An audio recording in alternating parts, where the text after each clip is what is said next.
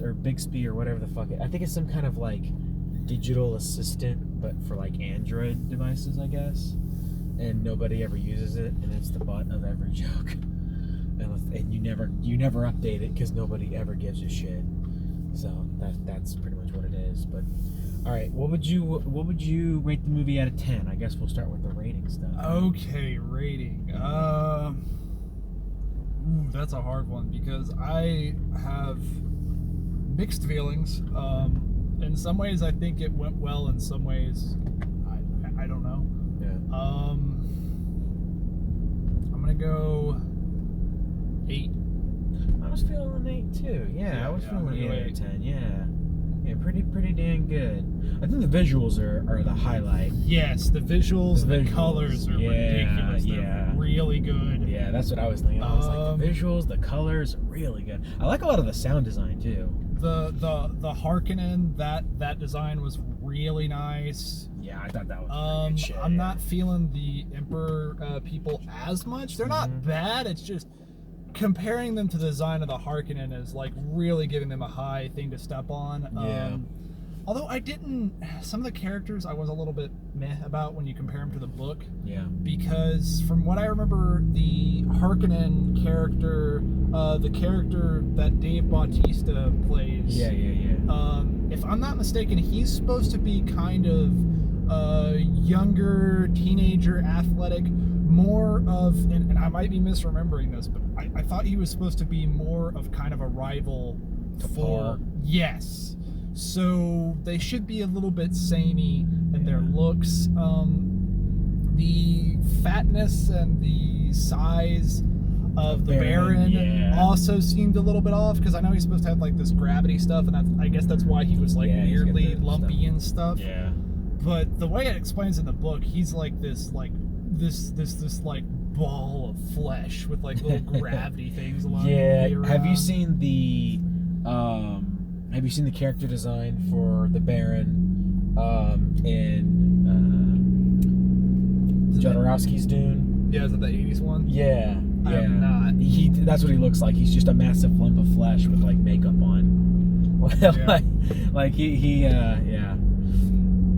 Jodorowsky's Dune would have been a fucking trip, man. I don't know if that would have been that good a movie, but it would have been a trip. I've heard it's divisive.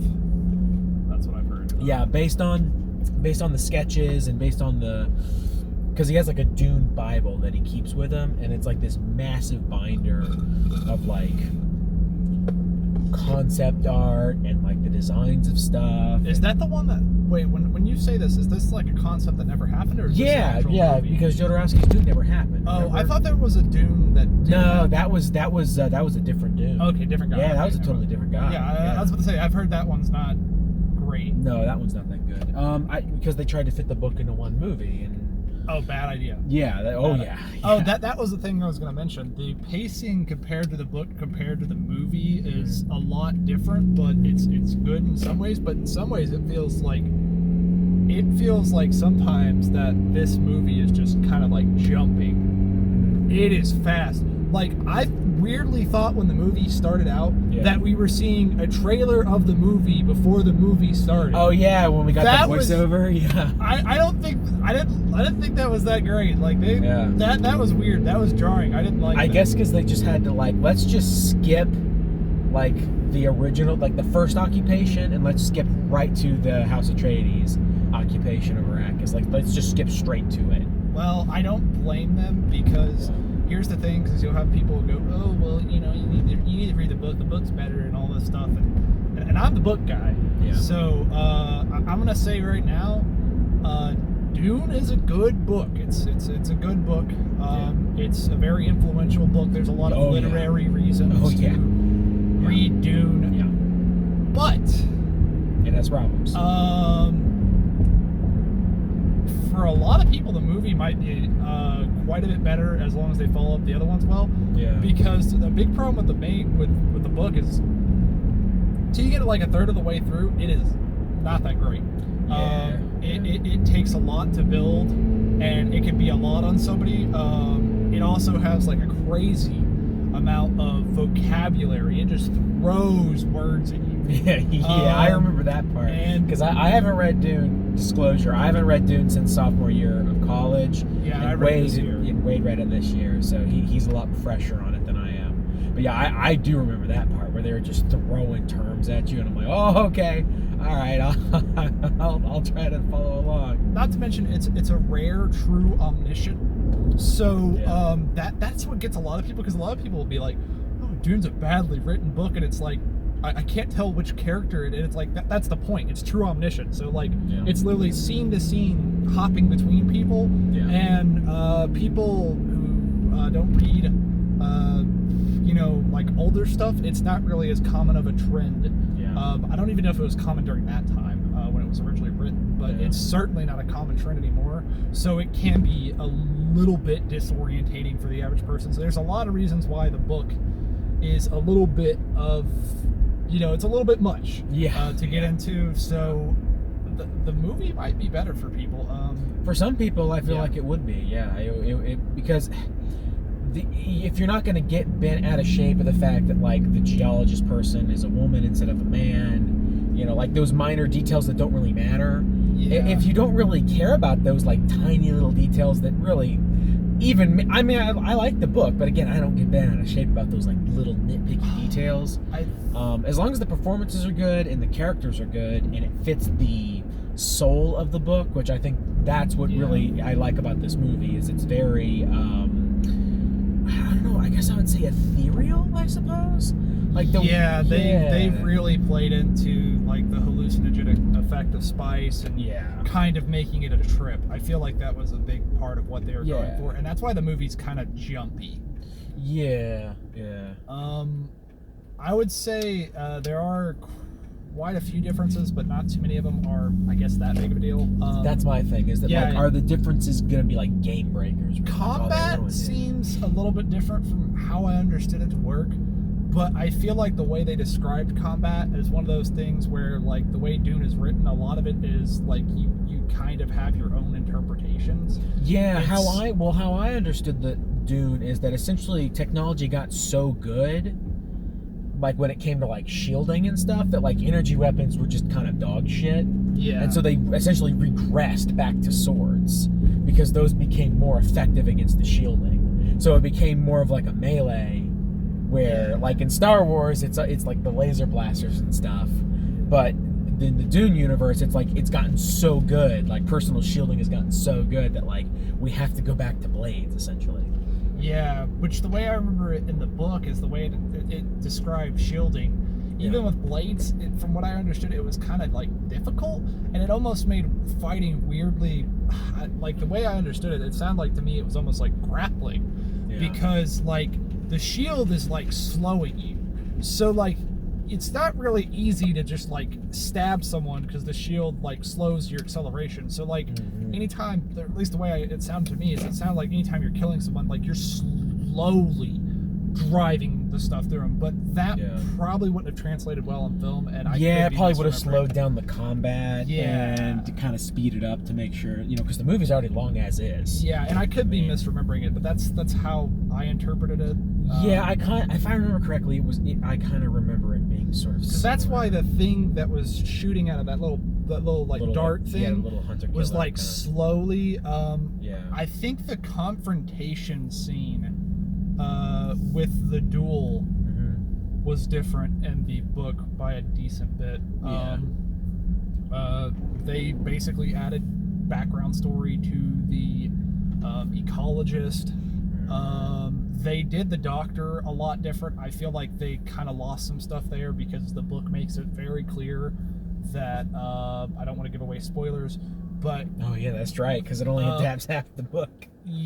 But what he does, he should not be able to do technically. But the movie does not really translate that, and you lose a lot from that character because of that. And there's almost kind of like a short mystery thing as to, like, what's going on, and they kind of speed through that, but I feel like they don't really have the screen time to deal with that. Yeah, because they could have done the doctor character better in the sense of, like, making it big as to, like, oh wow, it's big, it's a big deal he killed him. Like, it's they could have done that better, but the whole, like, mystery sequence of, like, who did it Yeah. That part they really didn't have. They wouldn't have had the time. They couldn't have the time. They kind of had to speed through it. Yeah. The other thing they kind of had to give the Cliff Notes version of was like, hey, these powerful ladies have been up to something. Like, they really have to kind of hit you with that pretty quick. Like, they really kind of bludgeon you pretty quickly when the doctor's like, well, they're supposed to serve, but like they're really good at serving and they do what they're supposed to do, but they also have their own agenda. Like, it's literally like the first thing you hear about them, really, like, to Paul. And so it's like you really have to kind of be like, hey, we got to pick this up. I feel like the scene, so if I'm remembering correctly, also the scene where they are with the Harkonians, and they're caught.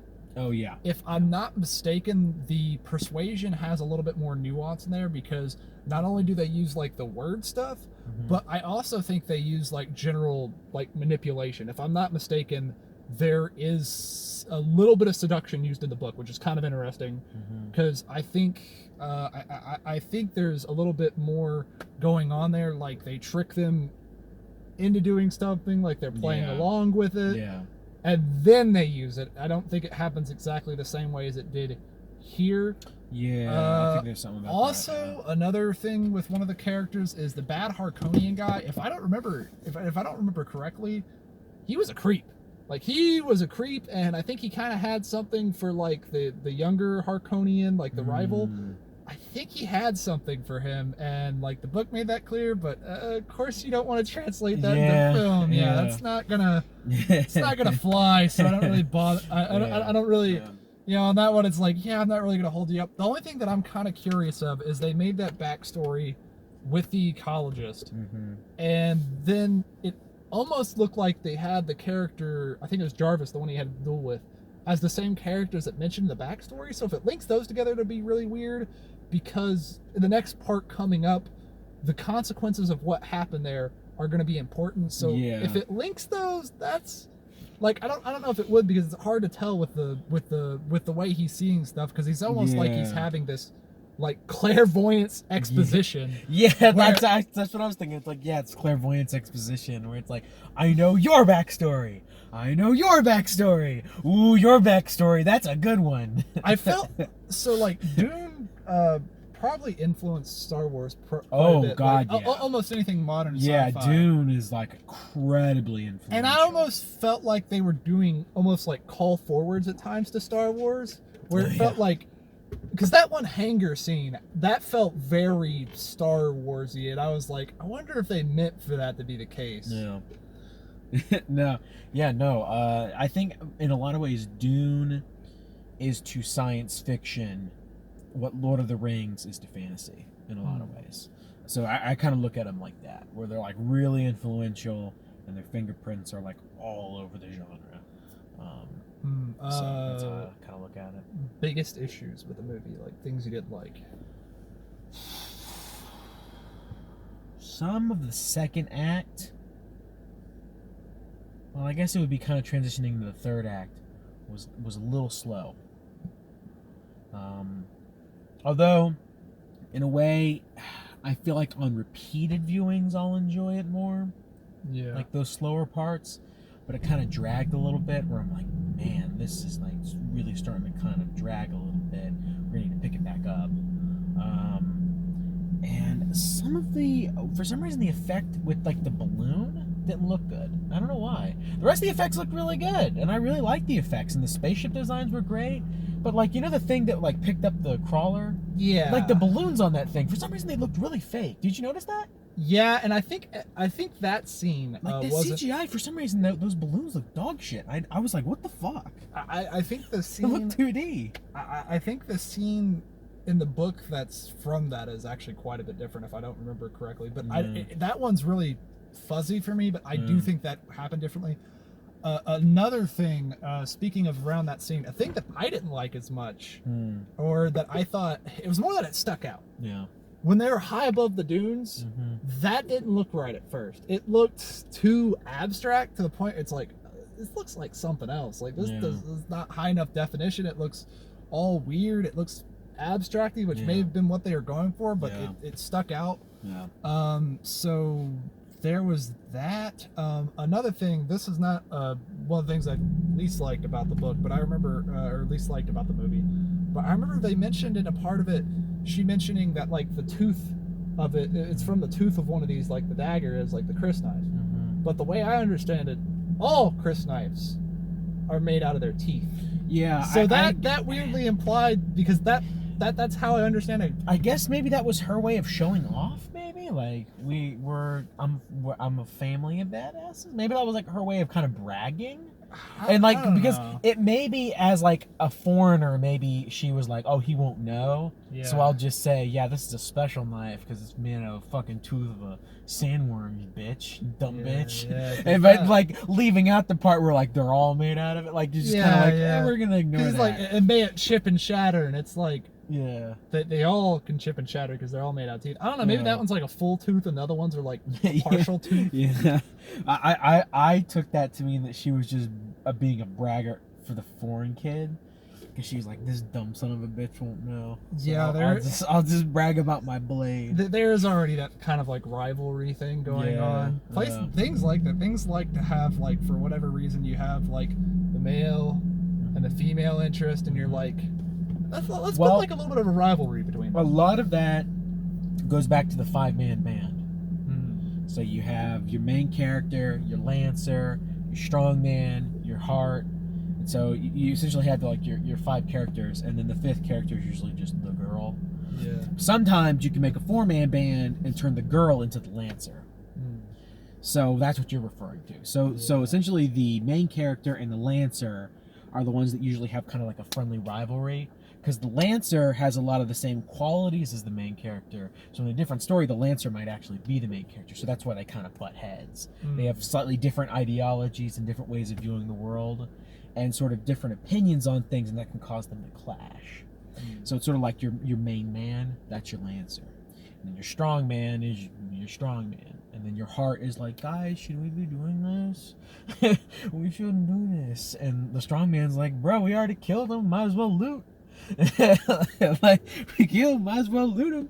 The heart's like, but that's wrong. Another criticism I think I would have is that the Baron also, I feel like some of the CGI with the Baron looks a little off. Yeah, most of it some looked of it looked good. But yeah, most some of it looked off. Yeah, there were a couple of scenes where you're like, ooh, that doesn't look quite right. Yeah, but then there was other parts where you're like, oh, it looks really good. Yeah, so he's that would be another down. I don't know if I have too much bad to say, other than it's a bit jumpy, but I think it kind of can't help it, and it does kind of make an interesting thing with the movie, because the movie's like a trip. Yeah. The visuals are really great usually, and all around. Minor problems, like I said, the balloons and a couple of the barren kind of CGI bits didn't quite look as good as the other stuff, but most of the effects looked fantastic.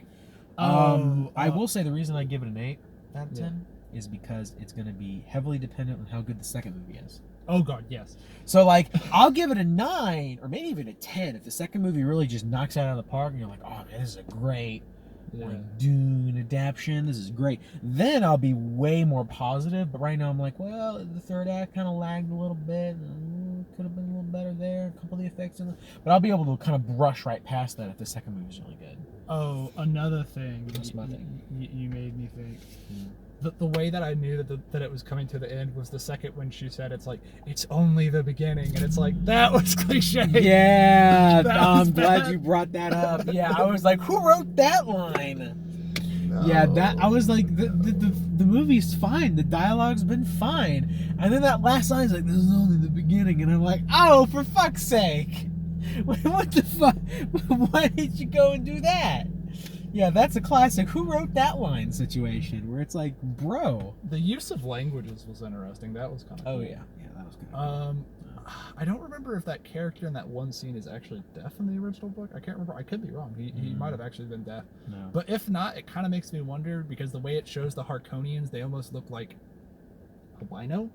So I'm wondering if it's like, you know, it's an offshoot of like a human, they're a type of human, but like, I don't know, albinism is common, right? Yeah. I wonder if that's part of it, because if I'm not mistaken, people who are albino, I think there is like an increased chance of being like deaf and well, eye problems especially. Eye problems even more so, I think, than deafness, but I think deafness can occur too. I could be wrong. But yeah, good. Yeah. Good movie. Solid movie. Yeah. Yeah, I'd recommend it. I'd recommend seeing it in theaters for sure. Oh yeah. You're really getting a shitty experience if you just watch it on your fucking television. So actually go out to the theater and actually watch it. The IMAX was really good. I'm curious about the 3D, since the 3D is supposedly good. Yeah, 3D is supposedly good, but again, like I was telling you, IMAX is phasing out 3D. 3D is actually becoming kind of a thing of the past. 3D TVs, 3D IMAX, just going the way of the dodo. But yeah, go out to the theaters and see this movie. That's what I say. Don't watch it on your fucking television. Jesus. Agreed. Yeah. All right.